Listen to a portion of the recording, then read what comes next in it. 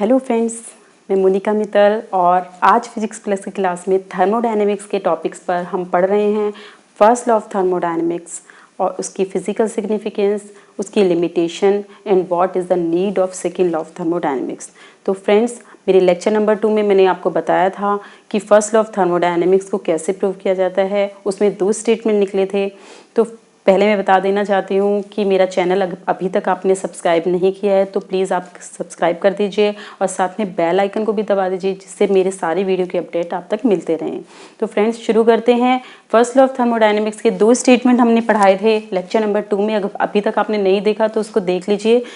इसमें first statement कहता है कि Q is directly proportional to W, यानी कि heat is directly proportional to work, यानी heat can be converted into work and work can be converted into heat.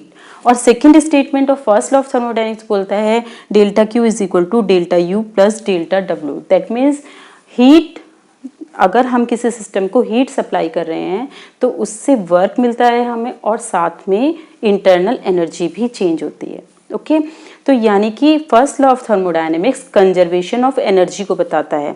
यानी अगर कोई आइसोलेटेड सिस्टम है, आइसोलेटेड सिस्टम किसे कहते हैं, जो सराउंडिंग से अलग किया जा सकता है। यानी कि आपने एक तरह से इंसुलेटेड सिस्टम बोला है जिसका सराउंडिंग से कोई कनेक्शन नहीं है। तो अगर कोई आइसोलेटेड सिस्टम है तो उसकी एनर्जी कंजर्व रहेगी, यानी उसके अंदर जो भी एनर्जी का चेंज हो रहा है वो कंजर्व रहेगा। और अगर कोई ओपन सिस्टम है तो यूनिवर्स की एनर्जी कंजर्व रहेगी। ओके, क्योंकि अगर सराउंडिंग के साथ एक्सचेंज कर रही है तो सराउंडिंग प्लस सिस्टम, उसकी एनर्जी कंजर्व रहेगी। तो ये दो स्टेटमेंट मिलके फर्स्ट लॉ ऑफ थर्मोडायनेमिक्स को बताते हैं। तो हमारा पहला क्वेश्चन है what is the first law of thermodynamics. तो ये 2 स्टेटमेंट बता देंगे। और सेकंड क्वेश्चन है what are its physical significance. तो पहले हम इसके फिजिकल सिग्निफिकेंस के बारे में स्टडी करेंगे।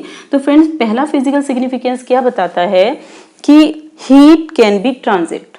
ठीक है, हीट जो है वो एक ट्रांजिट एनर्जी है, ट्रांजिट एनर्जी लिख सकते हैं। हीट एक ट्रांजिट एनर्जी है जो एक सिस्टम से दूसरे सिस्टम में फ्लो करती है। और ये कब फ्लो करती है, जब दोनों सिस्टम का टेम्परेचर डिफरेंट होता है। ठीक है, तो फर्स्ट सिग्निफिकेंस ये हुआ कि हीट ट्रांजिट एनर्जी है, ये बताया फर्स्ट लॉ ने। और साथ ही बताया कि अगर दो सिस्टम का टेम्परेचर डिफरेंट है तो हीट फ्लो करेगी। सेकेंड क्या बताता है, Q प्रोपोर्शनल टू W, यानी heat can be converted into work and work can be converted into heat. Okay, third बता रहा है ये कि when some heat supply to the system it convert into work and also change its internal energy. तो अब देखिए क्या problem आई। अब ये जो फर्स्ट पॉइंट बता रहा है कि heat can B transit energy, जो हीट है वो फ्लो करती है। तो हम एक एग्जांपल लेके बताते हैं कि हीट कैसे फ्लो करती है फर्स्ट लॉ के अकॉर्डिंग। कि अगर एक कमरे में आपने एक कप चाय रख देते हैं गरम, ठीक है, तो क्या होता है थोड़ी देर बाद चाय से हीट निकल के एटमॉस्फेयर में मिल जाती है।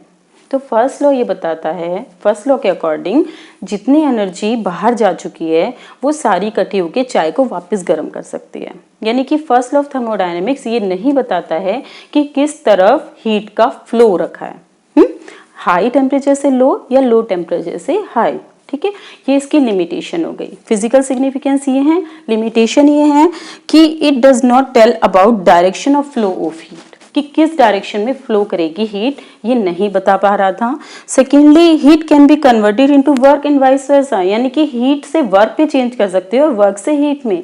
तो आप एग्जाम्पल डेली लाइफ में देखें तो गाड़ी अगर चला रहे हैं, अब हम फ्रेंड्स लिमिटेशंस के बारे में पढ़ रहे हैं कि क्या क्या लिमिटेशंस इसके ऊपर थी फर्स्ट लॉ में, जिन जिन क्वेश्चन का जवाब फर्स्ट लॉ ऑफ थर्मोडायनेमिक्स नहीं दे पाया था, जिसकी वजह से सेकेंड लॉ की नीड हुई थी। तो फर्स्टली तो मैंने बता दिया कि ये डायरेक्शन ऑफ हीट का फ्लो नहीं बता पा रहा था कि किस डायरेक्शन में हीट फ्लो करेगी। सेकेंड कि work can be converted into heat. तो वर्क, अगर आप गाड़ी ड्राइव कर रहे हैं तो मैकेनिकल वर्क हो रहा है और गाड़ी में काइनेटिक एनर्जी है। ओके, जैसे ही आप ब्रेक लगाते हैं तो एकदम ब्रेक में फ्रिक्शन की वजह से हीट एनर्जी में काइनेटिक एनर्जी चेंज हो जाती है। तो वर्क को आपने हीट एनर्जी में कन्वर्ट कर दिया। तो क्या ये जितनी हीट उसमें वेस्ट हो गई है फ्रिक्शन के थ्रू जो जनरेट हुई है, क्या आप उसको वापस वर्क में चेंज कर सकते हैं? नहीं, ऐसा रियल लाइफ में तो पॉसिबल नहीं है।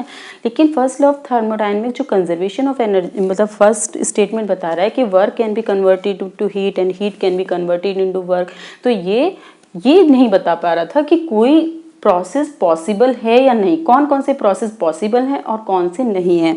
तो it does not tell whether a process is possible और नॉट। ठीक है। थर्ड बता रहा है कि when some heat energy supply to the system, अगर आप कुछ सिस्टम को एनर्जी देते हैं तो उसकी इंटरनल एनर्जी को चेंज करता है और साथ में कुछ वर्क डन मिलता है। तो ये लो हमें ये नहीं बताता है कि कितने अमाउंट ऑफ वर्क डन मिलेगा। क्या ऐसा पॉसिबल है कि सारी हीट ही वर्क में कन्वर्ट हो जाए? ऐसा पॉसिबल नहीं है। ये चीज़ हम डेली लाइफ में देखते हैं कि जब कोई हीट इंजन की एग्जांपल ले लें कि हीट इंजन को जब हम हीट देते हैं तो थोड़ी सी एनर्जी आपको हीट की फॉर्म में मिलती है, यानी कि थोड़ा तो वो वर्क में कन्वर्ट कर देता है हीट को और थोड़ी सी रिजेक्ट कर देता है, तो वो आपको मशीन गर्म मिलती है, उसके आसपास का एटमॉस्फेयर भी गर्म मिलता है। तो यानी कि heat completely cannot be converted into work।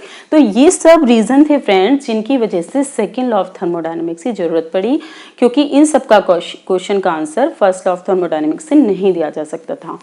अब आप क्वेश्चन नंबर 5 पे आते हैं।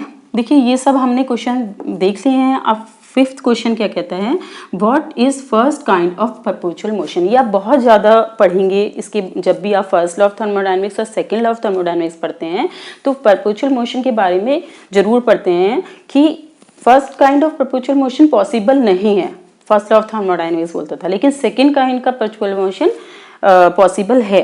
तो आखिर है क्या ये फर्स्ट काइंड का परपेचुअल मोशन, कि machine which produce work without the input of energy. अगर आपने मशीन को कोई इनपुट एनर्जी नहीं दे रखी है तो वो उसको वर्क में चेंज नहीं कर सकती। ऐसी कोई मशीन जनरेट नहीं हुई है जिसमें आप हीट ना दो और वो वर्क में कन्वर्ट होती रहे। तो फर्स्ट काइंड की परपेचुअल मोशन मशीन जो है वो पॉसिबल नहीं है। सेकेंड काइंड की परपेचुअल मोशन मशीन क्या होती है कि अगर आप किसी भी मशीन को हीट एनर्जी दे रहे हैं तो वो वर्क में कन्वर्ट हो जाएगी। तो सेकेंड काइंड की फर्स्ट लॉ ऑफ थर्मोडायनेमिक्स के अकॉर्डिंग सेकेंड टाइप की काइंड की परपेचुअल मोशन मशीन जो होती है वो पॉसिबल है। ठीक है। लेकिन आप जब सेकेंड लॉ ऑफ थर्मोडायनेमिक्स पढ़ेंगे तो सेकेंड काइंड की परपेचुअल मोशन मशीन भी पॉसिबल नहीं है, इसके बारे में भी पढ़ेंगे। तो फ्रेंड्स नेक्स्ट लेक्चर में हम पढ़ने वाले हैं सेकेंड लॉ ऑफ थर्मोडायनेमिक्स, उसकी क्या फिजिकल सिग्निफिकेंस है और उसकी क्या लिमिटेशन है। अगर आपको कोई भी डाउट है इस लेक्चर से रिलेटेड तो आप मुझे कमेंट बॉक्स में लिख सकते हैं। आज इतना ही, थैंक यू।